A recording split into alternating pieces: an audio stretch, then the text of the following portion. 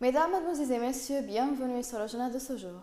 Le président de l'Assemblée nationale, le conseiller Aguila Salah, a rencontré l'ambassadeur de l'Union européenne en Libye, M. José Zabadel, où la réunion a discuté des derniers développements politiques dans le pays. Pour sa part, l'ambassadeur a affirmé le soutien de l'Union européenne à la volonté du peuple libyen et son soutien aux décisions de l'Assemblée nationale.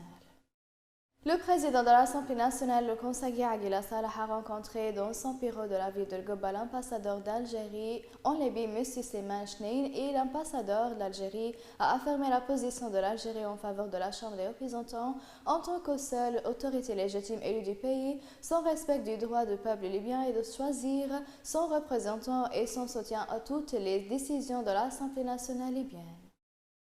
Le président du Conseil présidentiel, M. Mohamed Mnefi, a déclaré que les répercussions de l'épidémie de corona ont mis nos systèmes de santé dans une guerre continue avec elle et en plus de ses effets sur l'économie et les efforts de développement soulignent la nécessité de se concentrer sur le développement et renforcer le capital humain et maintenir la sécurité alimentaire pour faire face aux défis épidémiologiques et aux catastrophes naturelles.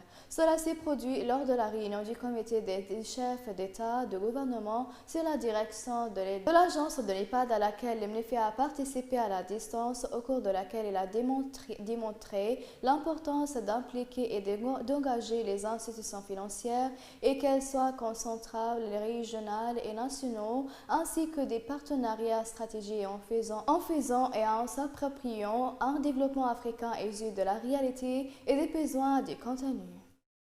Le premier vice-premier ministre, M. Hussein El-Gatrani, s'est entretenu avec le chef du Comité national des droits de l'homme en Libye et la situation humanitaire à laquelle sont confrontés les déplacés, et la réunion a passé en revue les conditions des citoyens dans les camps et des dossiers des centres de réforme et de réhabilitation, la souffrance des détenus et de ces centres en raison de la négligence et l'incapacité de leurs responsables à répondre aux besoins quotidiens.